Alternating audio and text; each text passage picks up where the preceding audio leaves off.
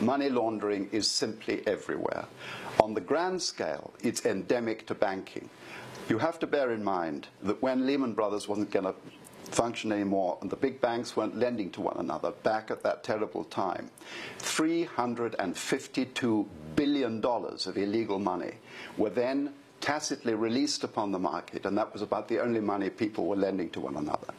So money laundering is not some distant fantasy. It's actually how you handle the profits of extortion, tax evasion, criminal conspiracy, and huge quantities of drug money. How you get that into the white sector. And what we are gradually learning from these little exposés that come to light is that there is almost no way of denying people in the end the profits of their crime, which is a tragedy, and it's also a frightful annoyance because we pay vast sums of money across the way here to agencies that are supposed to stop money laundering. It doesn't happen. I mean, you've got a column right there. I have a column right here. I wish I had the figures in my head. This is from the International Herald Tribune, and I guess that means it also comes from the New York Times of Monday, September the 13th, not so long ago. Barclays, a British bank, paid $298 million for conducting transactions with Cuba, Iran, Libya, Myanmar, and Sudan in violation of United Nations trade sanctions. Barclays was discovered to have systematically disguised the movement of hundreds of millions of dollars through wire transfers that were stripped of the critical information required by law. Last May, when ABN AMRO Bank, now largely part of the Royal Bank of Scotland, was caught funneling money for the benefit of Iran, Libya, and Sudan, it was fined $500 million, and no one went to jail. Last December, Credit Suisse Group agreed to pay $536 million fine for doing the same.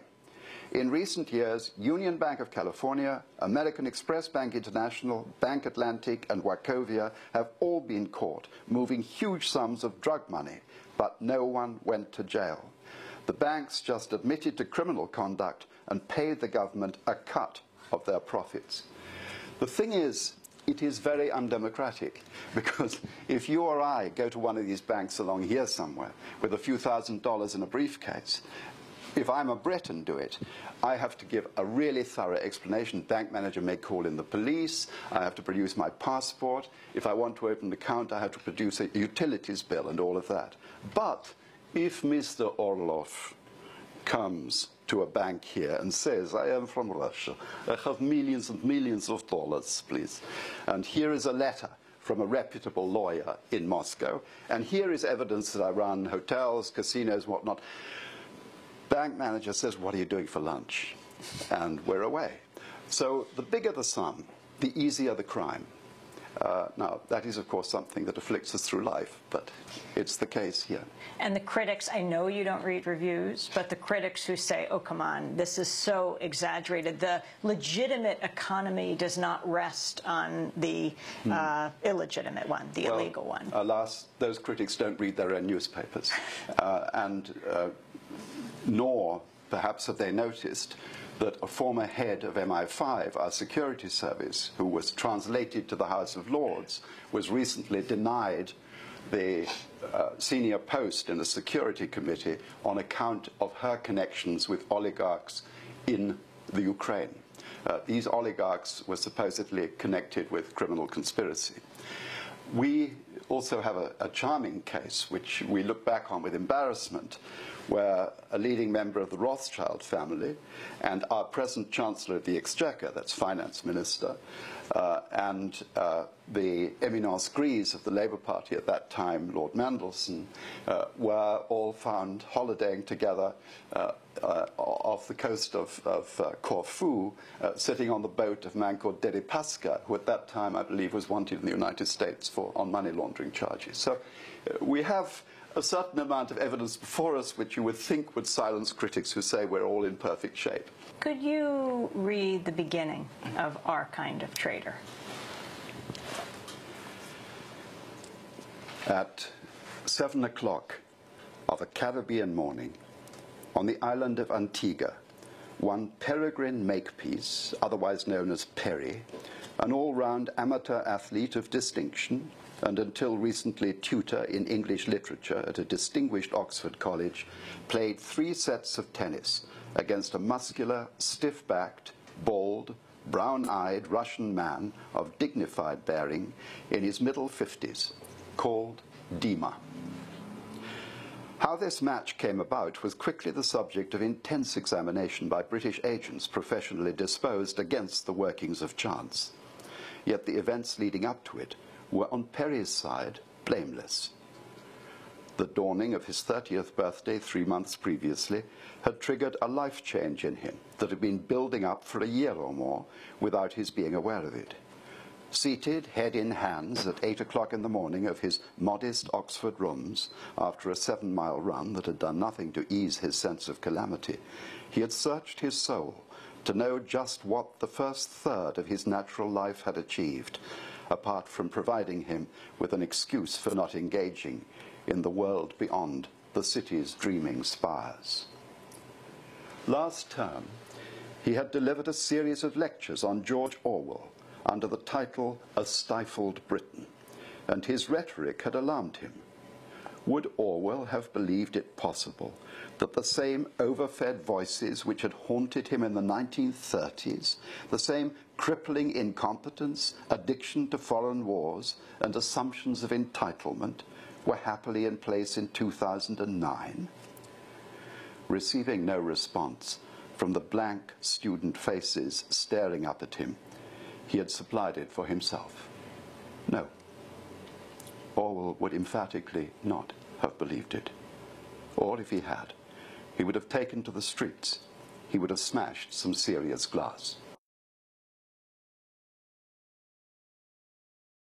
Of Traitor. We'll be back with our exclusive hour with John le Carré in a minute.